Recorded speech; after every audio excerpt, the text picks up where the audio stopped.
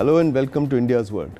Japan's Prime Minister Shinzo Abe has announced a plan to revise his country's pacifist constitution. He has also set a deadline of 2020 for doing so. This announcement was made by Abe at the 70th anniversary of Japan's constitution, which was drafted by the Allied forces after Japan's defeat in World War II. Abe and his party, the LDP or Liberal Democratic Party, have for long had the ambition of amending the constitution, which has not been touched since it was adopted on May 7, 1947. 2 years ago, Japan enacted a security legislation which enabled its armed forces to operate overseas and fight along with allies if Japan was directly threatened. At that time, there were massive internal protests against the change in the defense posture of the country. The latest announcement to amend the constitution has also divided the nation vertically. According to Japanese law, amending the constitution requires a two-thirds majority in both houses of parliament, as well as ratification by the people in a national referendum.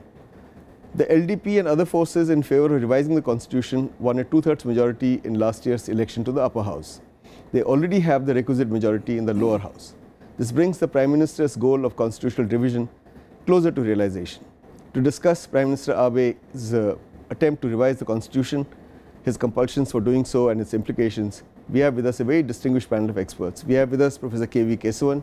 He is a distinguished fellow at the Observer Research Foundation, one of the leading Indian scholars in the field of Japanese studies. He was earlier a professor at the School of International Studies, Jawaharlal Nehru University, New Delhi. We have with us Ambassador Ranjit Singh Kalha, an expert on China and East Asia. He's been India's ambassador to Iraq and to Indonesia. He has served in the Indian missions in China and Japan. And we have with us Dr. A.D. Gnanagurunathan. He is the head of Liberal Arts Program at APJ Satya University and is an expert on Japan, having done his PhD from the School of International Studies, JNU. I welcome you gentlemen to this discussion. Professor Kesavan, let me begin with you. Why is Prime Minister Shinzo Abe so intent on revising the pacifist constitution of Japan, and what prompted him to announce a deadline for doing so? Well, see, this is not a sudden decision. We all know that Abe has always been very determined about the need for amending the constitution. He came back to power in 2012 for the second time, and since then, of course, he has been intensifying his efforts to amend the constitution.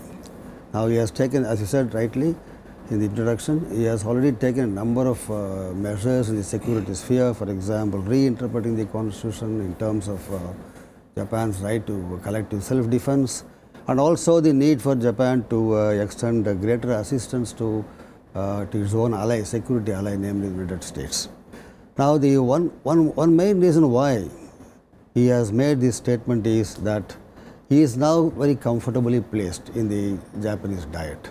He is enjoying more than two-thirds majority in both houses, which I think is a basic requisite for amending the constitution.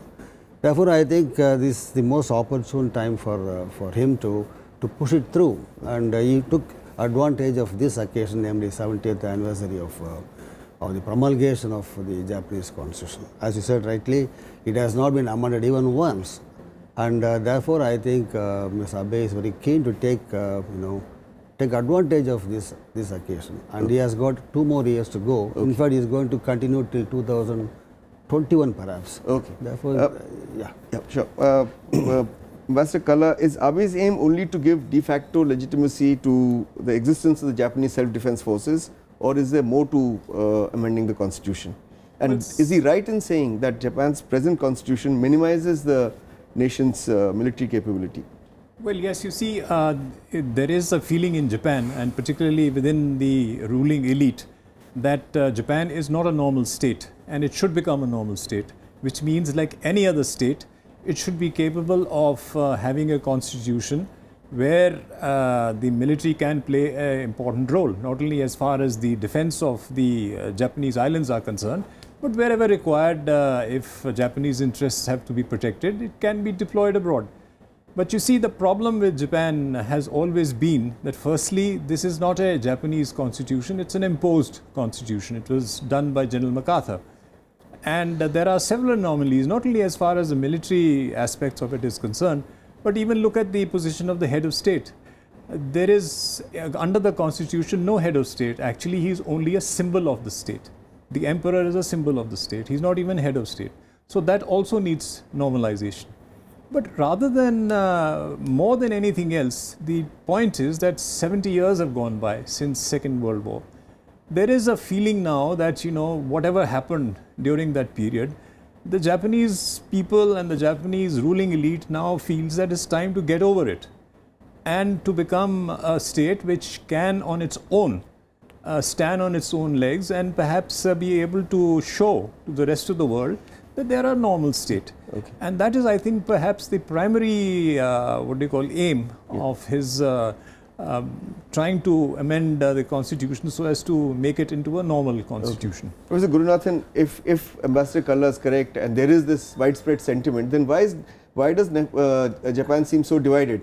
Because the Nikkei survey shows that only 46% are actually against the change versus 45% in favor. So the nation is vertically divided. It's not as if there's a consensus. Okay, see, let me get back to the timing of it first, which you started with.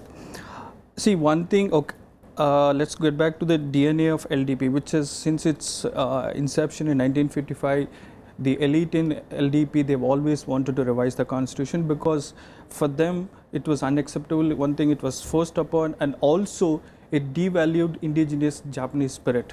That was one. Number two is that all these years there were strong opposition forces, especially led by Japanese Socialist Party and Japanese Communist Party, which was actually pulling the right-leaning LDP towards the center, which the weakening of the Socialist Party and the Communist Party has really given the leeway for LDP to move towards its own leanings. Number two. Number three would be the growing insecurity which the Japanese feel around, especially about the security perception. Abe thinks this increasing insecurities would give him a slight public support based on which he thinks the timing would be right to go for it. Number four would be the majority that he enjoys in the parliament, and he feels before the next lower house election comes up in December 2018, and he is unsure whether he is going to get the same majority. So for him, it's better to start the process now. Okay. So that way he would go ahead and get what he wants. Okay, we need to take a break at this point. We'll be back with you in a bit. Stay with us.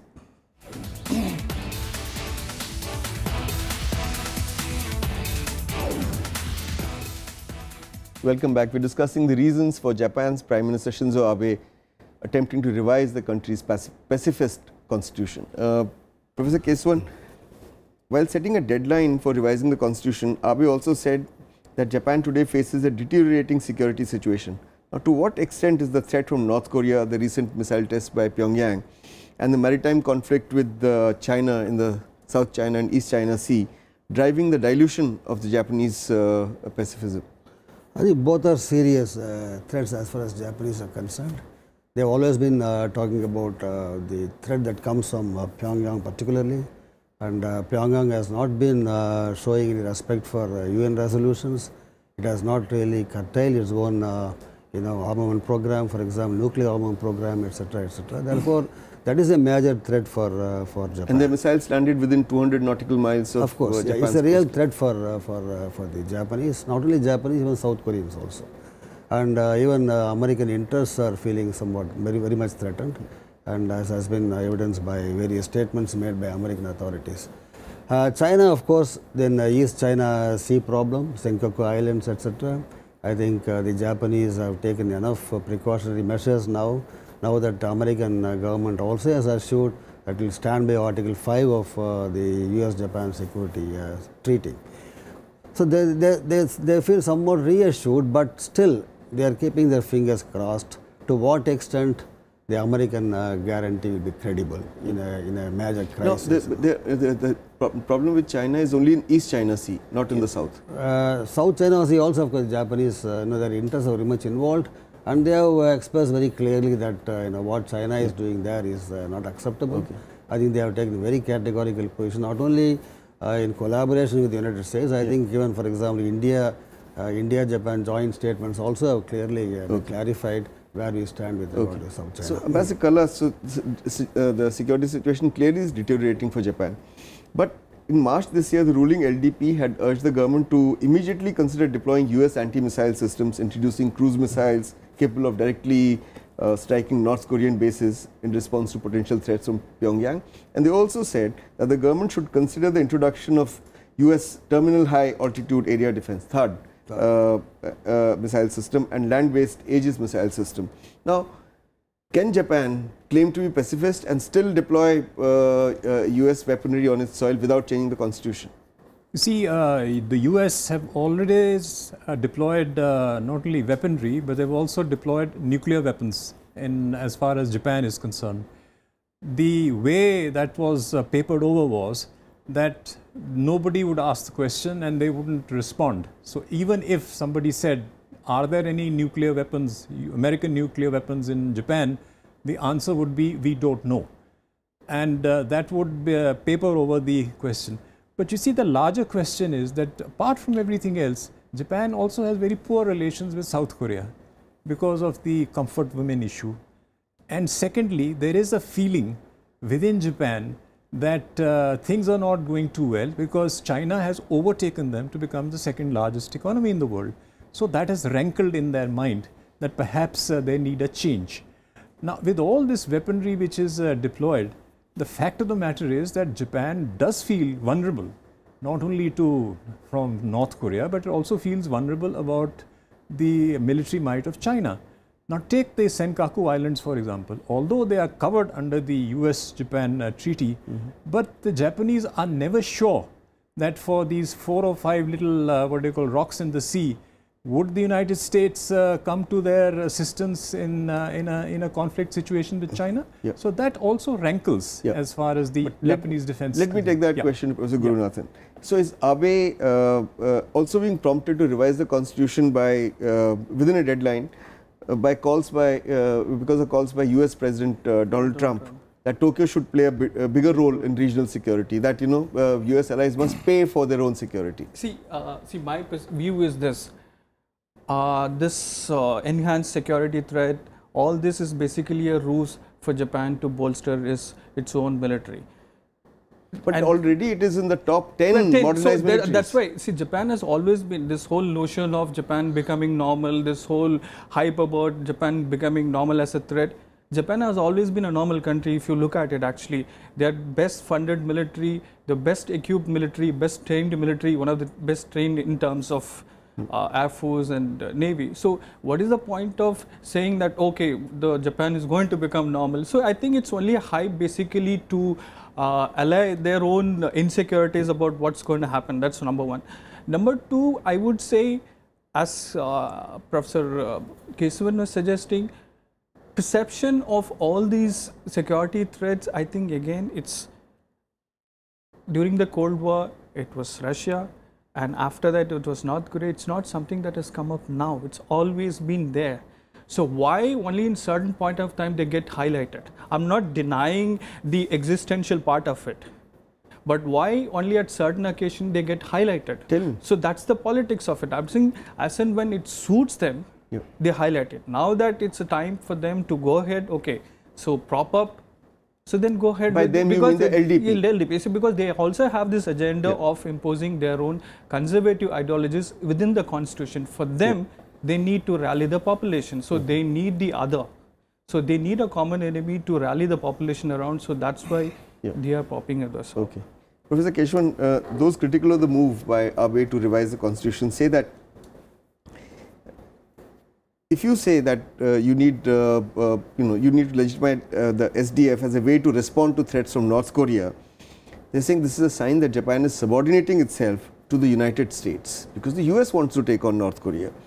They say Japan must amend not the constitution, but must amend the politics, which leads to saying that revise the constitution, which is what Professor Gurunathan was saying. And they're saying that you always wanted to go in this direction was evident 2 years ago when you brought in the security legislation. No, but no, if they really amend the constitution, I think they are going to have more freedom.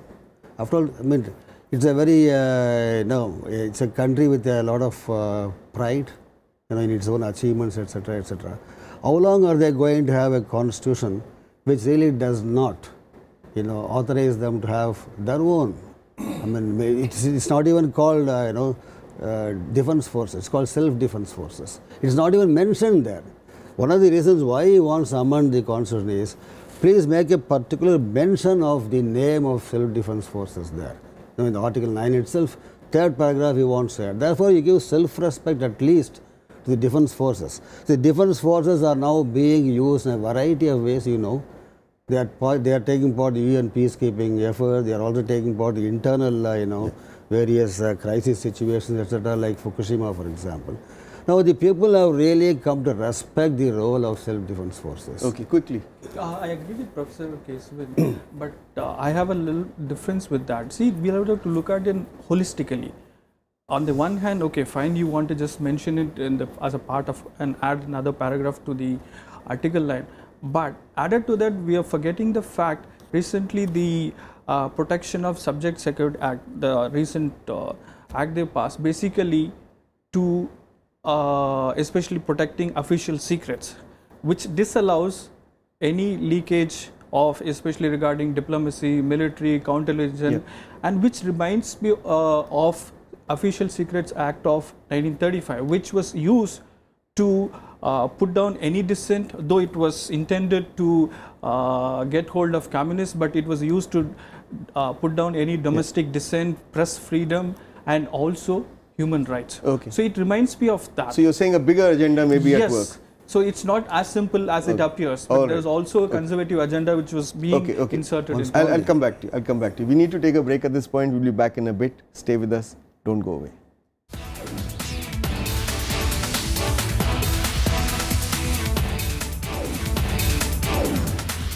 Welcome back. We are discussing attempts in Japan to revise the pacifist constitution of the country.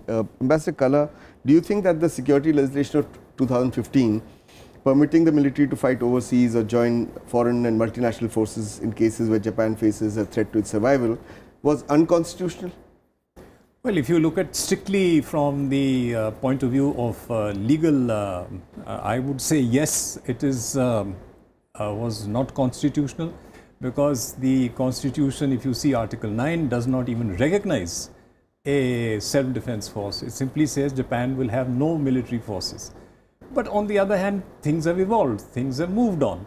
I mean, you can use different nomenclatures and you can use different ideas. And therefore, to that extent, since there isn't much opposition to it, you can say, yes, it is become constitutional. Wouldn't that legislation draw Japan possibly into conflicts where Japan may not want to get involved, but its allies are involved? That is also true, but you see, the problem with the Japanese is that their alliance with the United States is so strong and it's so, what you call, overwhelming, that they are very unlikely to take any unilateral action anywhere in the world. So even if they, for example, they were to take action in South China Sea or the East China Sea, it would be in conjunction with the United States. They would not act on a unilateral basis. Professor Gurunathan, let's talk about Article 9, the pacifist article in the Constitution. Now, Abe says that he's going to leave the existing Article 9 as it is, not change the language. Now, it has two paragraphs. The first para says that it renounces war, both as a means of settling international disputes and as a sovereign right of a nation to go to war. And para 2 prohibits maintenance of land, sea and air forces, right? Now, as Professor Kesavan said, Abe wants to add a third paragraph. Now, what could that third paragraph say? See, basically he wants to, as Professor Kesavan himself has suggested, that basically they want to acknowledge the existence of self-defense forces. So we don't know the exact wordings of the third paragraph going to be, but that's the crux of the third paragraph. So he's only legitimizing the SDF, that's all? Yes, but it has deeper consequences. If once you start legitimizing, because already you got the sanction, limited, though limited because of various reasons, how do we, say for example, go ahead with collective self-defense, though it's limited only in terms of when there's a direct threat to Japan's existence and Japanese people's constitutional rights are violated in terms of, say for example, their liberty, property, XYZ and all that, only those limited contact. But once you get this approval, then you have the legitimacy to get involved. In wars elsewhere? Yes. Okay. So that's where the problem comes. Okay, all right. Professor Kesavan, the revision of the Constitution requires 2/3 majority, and as you pointed out, he had majority already in the lower house. Last year, now LDP and its allies have got 2/3 majority in the upper house. So there's going to be no problem getting the amendment through Parliament. However, within 60 to 180 days, they also have to have a public referendum Yes. and get public support. Yeah.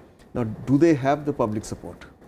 Well, that is really going to be a real crucial question, because unless and until LDP and also Abe are damn sure that they will have majority vote in the referendum, they will not really make any attempt towards amendment. Because that is really going to be a huge question. So how do you garner this support? For garnering that support, you will have to develop this insecurity within the country. If you go by some of the public opinions, you have already mentioned it once. 82% of the people who took part in a particular survey, they clearly said that they have got tremendous respect for Article 9 and also tremendous respect for the role played by the self-defense forces. Now, when it comes to the specific question of supporting or not supporting amendment, I think you have also mentioned. I think now there is a greater appreciation on the part of common people to the need for changing the constitution. But I'm saying that the polls don't show that. That's what I'm saying. That's why the ruling elite is very, very careful about that. Unless they are really sure about getting a majority, they will not really opt for. Do you want to say something on this? Yeah, see, regarding this garnering support, see, one thing if you look at, Abe has been talking about creating or initiating a national discussion on this issue. The strength that he draws is because of the right-wing organization called Japan Conference, which is at the background of all these efforts. See, you have this Japan Society for creating a constitution for beautiful Japan. It's an organization which is well networked. It's a grassroots organization which is good at organizing rallies, getting signatures, and also influencing local elections. They are the ones who are behind all these efforts, and they are the ones who's going to work in tandem with Abe in terms of creating awareness and also getting the votes during referendum if at all it comes to that. So that's the crux of it. One more thing. See, Abe is also having an alliance with Komeito. Komeito has always shown his reluctance for amendment. But in recent weeks, I think Komeito has expressed its appreciation for amending some aspects of the constitution. In addition to that, what Abe is trying to do is, he is really trying to mold a national consensus, cutting across all parties. He wants to bring in even many elements in the Democratic Party also. So there are many elements, even the opposition political parties. Who support the revision? They really appreciate the need for responding to the strategic changes that have taken place in the East. Therefore, I think that particular thing we cannot really rule out, or we cannot really dismiss it. But I think probably if he really puts in lots of efforts, I think majority probably can muster. My last question, we are really running out of time, Mr. Kalha.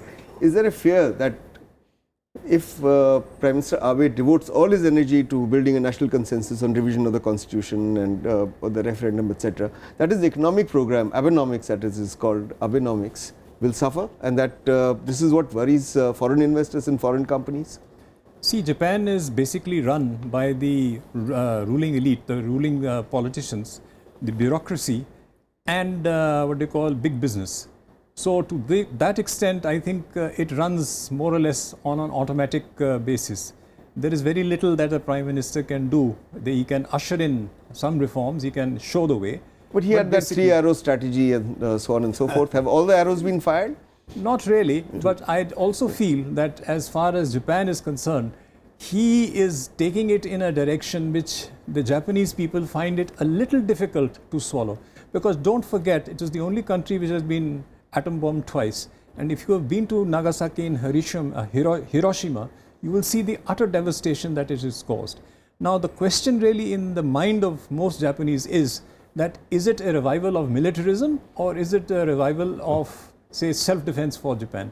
That is the key question. On that note, we've really come to the end of this discussion. I would like to thank all my guests, Professor Gurunathan, Ambassador R.S. Kalha, Professor K.V. Kesavan. Thank you very much for participating in this discussion.